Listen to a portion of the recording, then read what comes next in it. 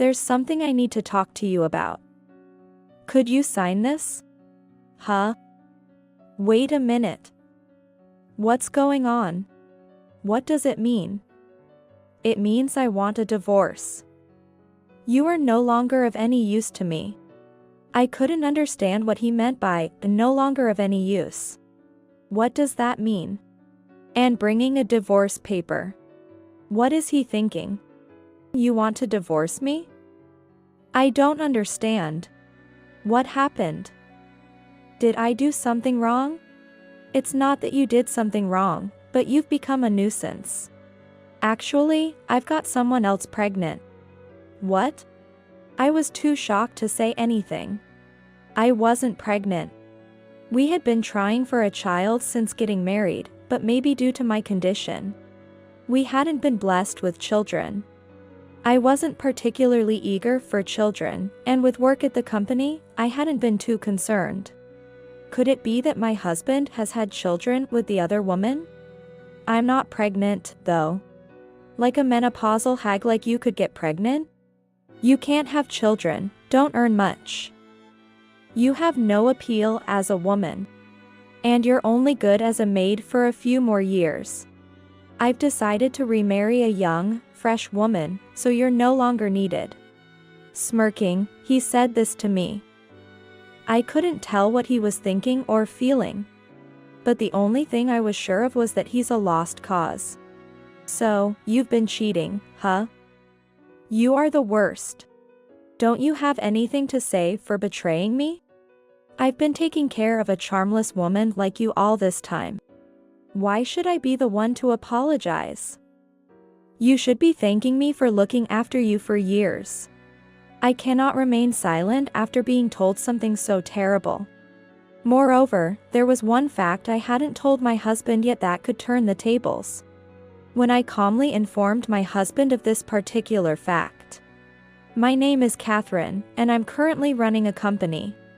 This company was managed by my father, but I took over as president when his health declined. I believe Catherine can continue to manage things well. Please do your best. Don't worry about the company, leave it to me. You should focus on your health, Dad. I had never run a company before, but after graduating from university, I started working at a small venture company, gaining experience in management along the way. With that experience, I thought I understood what was important in running a company.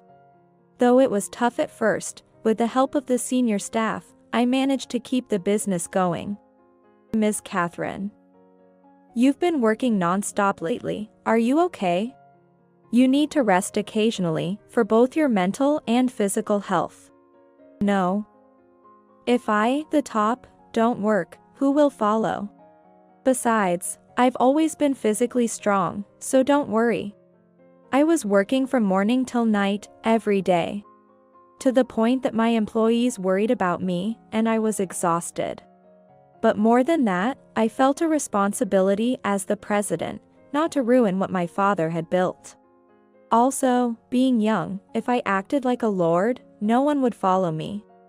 That's why I worked harder and continued to make more efforts than anyone else. The company continued to grow, and our annual sales kept increasing. I was receiving a modest salary, but I made sure to give back to my employees. So the atmosphere within the company was good. With the business running smoothly, I was able to find some time for my personal life. And as I was reaching the age where I needed to think about marriage, I started looking for a partner. Among the men I met there was one who was incredibly kind to me. I had a great time today. Shall we go out for dinner again next week? Of course. I'm free next weekend, so let's keep in touch. Got it. Take care on your way home. Although he wasn't exactly my type, I understood the difference between a couple and a married couple, as many of my friends were married. By this age, I knew how to choose a life partner.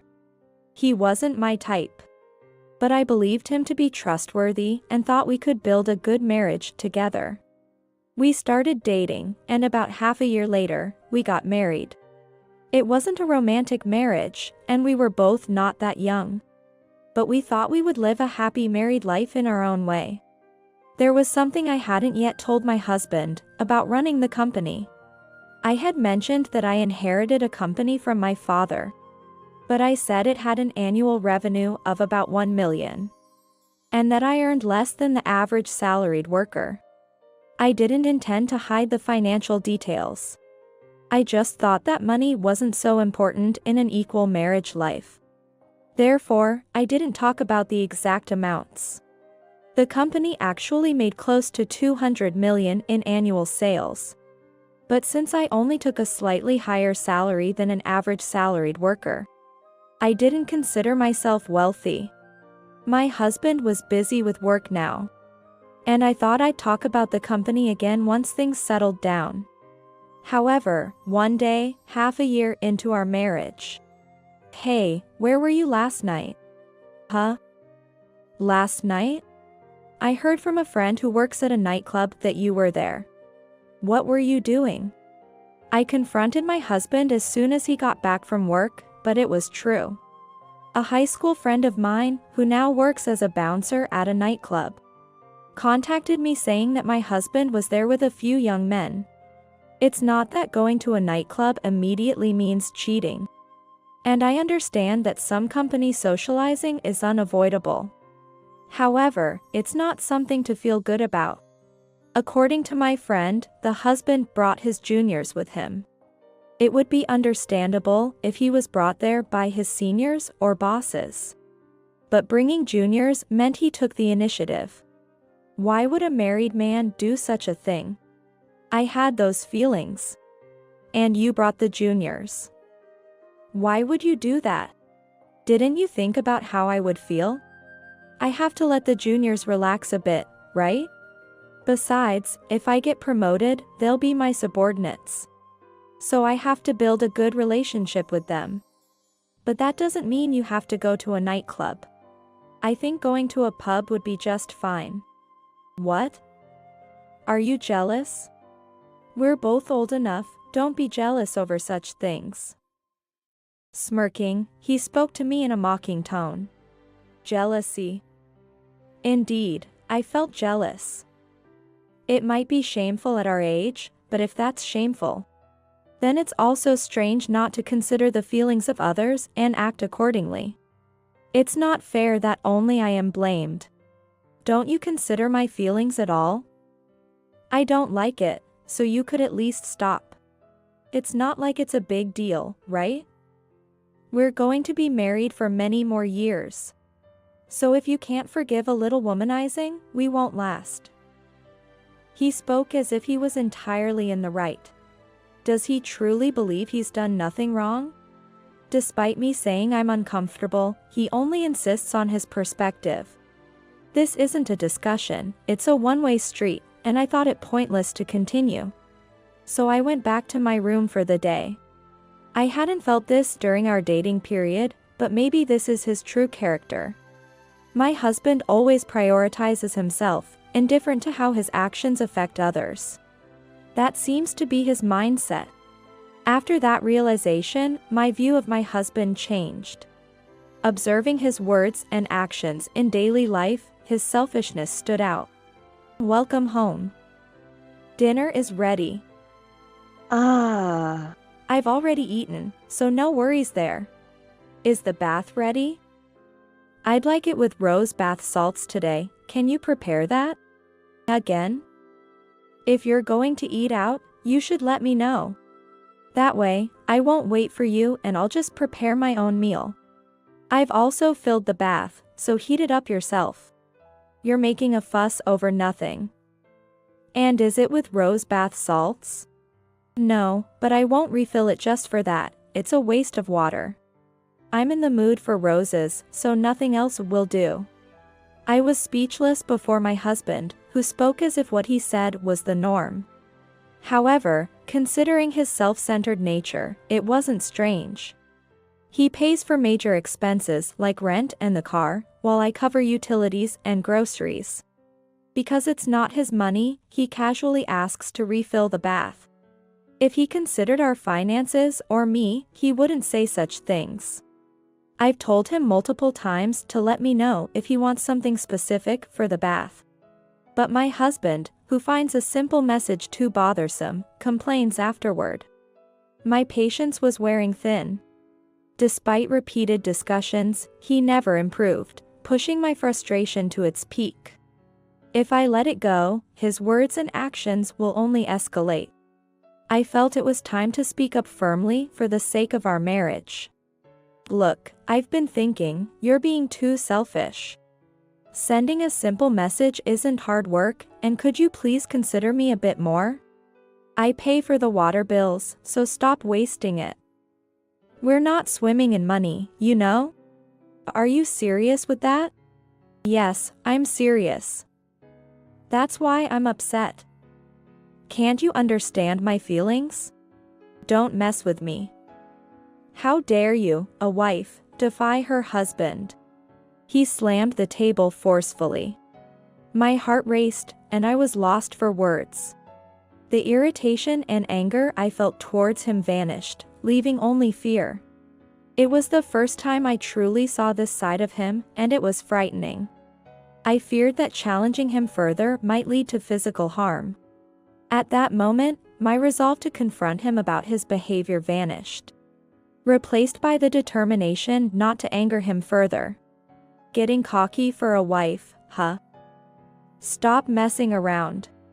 You should understand your place before you speak. There's no reason for a woman to defy a man. I understand. I'm sorry for making you angry. Don't make me angry again, okay? I only ask one thing of you, consider your place and act accordingly. After saying that, he went to his room. Fearing further anger, I immediately went to refill the bath, adding the requested rose bath salts. By then, the thought of wasting money on refilling the bath was the least of my concerns. All I could think about was how to avoid angering him further. Since then, my perception of and feelings towards my husband have drastically changed. Instead of focusing on maintaining a good marital relationship, I shifted towards managing his moods. I agreed to whatever he said and never voiced my minor complaints. There was no longer equality in our relationship. Far from the image of a happy marriage, I was afraid to witness my husband's true nature again. It had become a significant trauma for me, leading to a life where I was constantly careful not to anger him. One day, the situation escalated. I need to talk to you. Could you sign this? Huh? Wait a minute. What's going on? What does it mean? It means I want a divorce. You are no longer of any use to me. I couldn't understand what he meant by no longer of any use. What does that mean? And bringing a divorce paper. What is he thinking? Since that day, I had always complied with his demands. If he wanted to eat something, even if I had already prepared dinner, I would make it again and never complained about his whims. Thus, it had seemed like he had almost stopped being angry with me. What could he possibly be dissatisfied with? However, becoming emotional might trigger another outburst from him. With this fear in mind, I carefully chose my words so as not to provoke him. You want a divorce from me? I don't understand. What happened? Did I do something wrong? It's not that you did something wrong, but you've become a nuisance. Actually, I've got someone else pregnant. What? I was too shocked to speak. I wasn't pregnant. We had been trying to have a child since getting married. But perhaps due to my condition, we hadn't been successful. I wasn't particularly eager for children, given my focus on the company. Could it be that my husband has had children with the other woman? I'm not pregnant, though. Like a menopausal hag like you could get pregnant? You can't have children, don't earn much. You have no appeal as a woman. And you're only good as a maid for a few more years. I've decided to remarry a young, fresh woman, so you're no longer needed. Smirking, he said this to me. I couldn't tell what he was thinking or feeling. But the only thing I was sure of was that he's a lost cause. Did he not have a human heart? I wanted to confront him about whether he felt any guilt for his actions. Or if he thought he could do anything to me without consequence. I could hardly understand his feelings and didn't even want to. In hindsight, I was financially independent and didn't need to depend on him. But if I divorce him here, I don't know if I can remarry someone in the future. I wasn't confident in my looks, and at my age, remarrying would be difficult. That's why I had chosen the stability of the moment. So, you've been cheating, huh? You are the worst. Aren't you going to apologize for betraying me? I've been taking care of a charmless woman like you all this time. Why should I be the one to apologize? You should be thanking me for taking care of you for years. Thanking you, for what? I've been the one paying for our living expenses. And I don't think I've done anything to deserve complaints. Your attitude of not supporting your man is the problem. You don't understand your place at all. After he expressed his desire for a divorce, I no longer felt the need to tiptoe around him. I began to voice all my thoughts. It was clear how terrible his character was. Whether he looked down on just me or all women was unclear. What did he think he was? If he thought he was that important, he was sorely mistaken.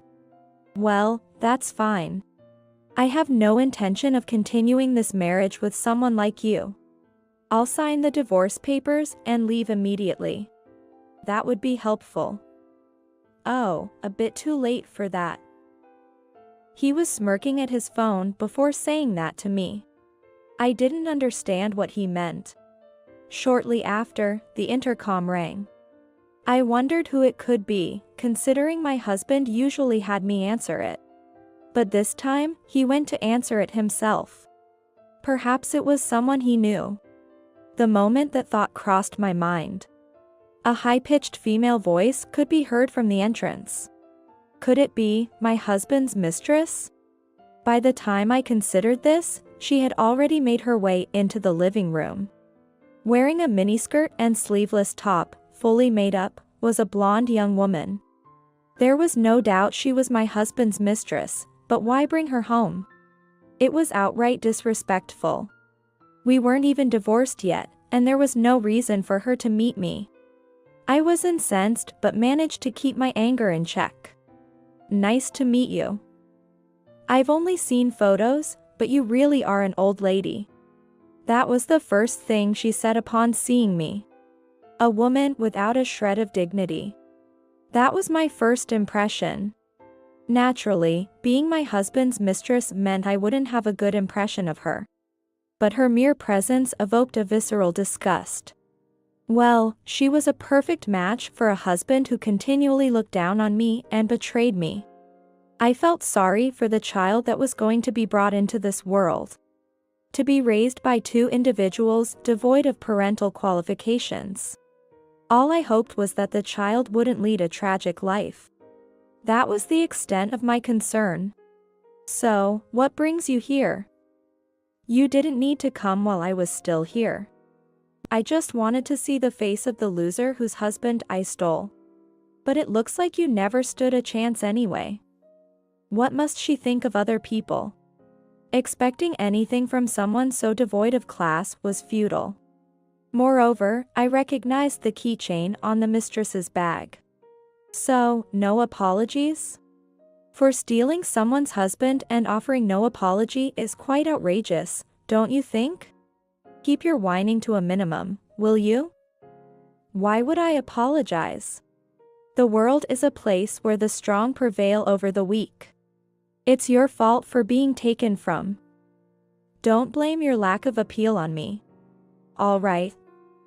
Then don't blame me when your actions, deemed to lack integrity, cost you your job. Huh?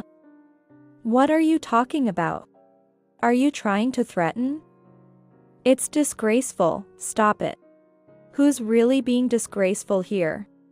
I wanted to retort strongly, but responding to every little thing was a waste of time. I wanted to say what needed to be said and get out of there. Staying any longer in the company of these two traitors was the worst feeling.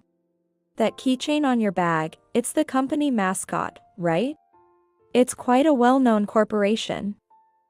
Do you work there by any chance? Yes, that's right. Unlike you, I'm a successful person. I've achieved economic success, and my looks are on par with a model. There's not a single aspect in which you could beat me. Then that's too bad. You didn't realize you were talking to the president of the company you're employed at. What? Her expression changed instantly when I said that. I hadn't expected one of my own employees to be my husband's mistress. But the world is indeed small. I was surprised too, but yes, you're an employee at my company. I don't intend to bring personal issues into company management or harass you. But I don't think someone who steals others' husbands has a place in our company. Wait a minute. That's a lie, right? There's no way someone like you could be the president of such a large company. It's true. If you don't believe me, why don't you ask one of the department heads? After saying this, the mistress immediately contacted someone. Probably to verify if I was indeed the company's president. Her face turned ashen as she realized the truth, and she began to prostrate herself before me. I hadn't expected her to turn on a dime like that. But did she really think a simple act of prostration would erase all her actions? If so, she's grossly underestimated the situation. Society isn't so lenient that a mere apology can absolve one's actions. Especially not when you've wrecked a home and ruined a life. A single act of kneeling can't possibly make amends for that. I'm sorry. It wasn't like I had bad intentions. You knew he was married, yet you engaged in an affair, didn't you? And now you say you had no bad intentions? Do you really think that excuse holds any water? I just got carried away. And I'm a victim here too. That's right. Despite taking precautions, he removed them. And I ended up with an unwanted pregnancy. Please help me. At her words, my husband's face changed, probably lying. Given his prior assertion that she was possessed by some momentary folly. Moreover, she had desperately tried to assert her superiority over me. After all that, now claiming victimhood is wrong. Not that I'm siding with my husband, but this seems too much even for him. Likely, this is her true character showing. Wait a minute. Don't lie about me tampering with contraception. You were the one constantly saying you wanted to have my baby. That's not true. Why would I want a baby with a married man? So, you portray yourself as the victim to seek sympathy? You suck. Shut up. I wish they wouldn't air such an ugly quarrel before me. Seeing two betrayers turn against each other, unaware of how I might feel, is appalling. Aren't they embarrassed? Exposing themselves like this. It's hard to see them as anything but devoid of pride. Perhaps they're driven to a corner, but they're mistaken if they think this ends here. I don't plan on aiding either of them, and they will both face the consequences of their actions. Well, whatever. I'll be demanding a fair settlement from both of you. You should learn what it means to have an affair while married and pay the price for it. Wait a sec. You don't need such petty cash, do you? Excuse me? What are you talking about? I mean, she works for a huge company, right? We need to talk about this. You're the boss of that place, aren't you? Yes, I am. Our annual revenue is around 330 million, I suppose. But working there isn't about the money for me. And being the president doesn't mean I won't claim damages. No matter how much money one has, as a member of society, one must take responsibility for their actions. They have hurt me and stolen my precious time, something that can never be returned.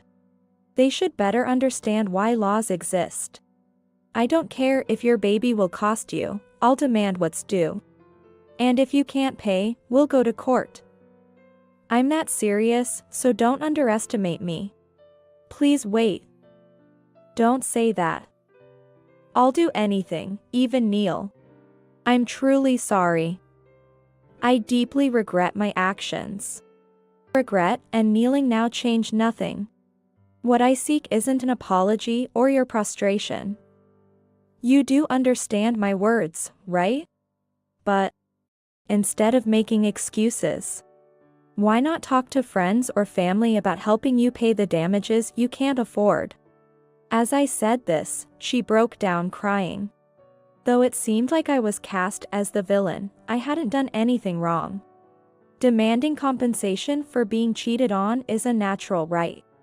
This has nothing to do with me being a company president, it's about basic human decency. Watching her crumble, I gathered my things and decided to return to my parents' home for the time being. Ignoring all subsequent attempts at contact from my husband and his mistress, I decided to leave everything in the hands of my lawyer. A month later, the divorce was finalized, and I successfully claimed a substantial amount in damages from both of them. Demanding a lump sum payment was a given. I couldn't trust people capable of betrayal to stick to a payment plan. As a result, my ex-husband nearly drained his savings, now reportedly penniless. The young mistress, lacking sufficient funds, resorted to begging her parents to cover the payment. Furthermore, a common acquaintance shared that the pair did not end up remarrying, but separated instead. Likely, her attempt to play the victim in front of me played a part in their split. Even my ex-husband probably didn't want to remarry someone who would betray others at the drop of a hat. It's ironic, considering the betrayal I experienced at their hands. Yet neither seemed a suitable match for the other. Regardless of their relationship status, my ex-husband is now obligated to pay child support. Whether he will fulfill this responsibility remains to be seen. Both are set for a difficult life ahead. Not just financially, but also in terms of employment and personal relations. The repercussions of their actions will only magnify over time, making them realize the gravity of their decisions. Any future apologies or regrets will be too late. I guess people who can't judge right from wrong and can only be loyal to their immediate desires end up living a life like my ex-husband and his mistress, facing consequences they hadn't anticipated. Meanwhile, I continue to manage my company successfully, enjoying my days. I have no plans for remarriage or dating at the moment, choosing instead to cherish my own time. There's a wide array of personalities in the world. Yet what my ex-husband and his mistress did goes beyond mere personality differences. I have no intention of repeating their mistakes, and plan to be more selective about my associations moving forward. Life is too precious to waste any moment of it.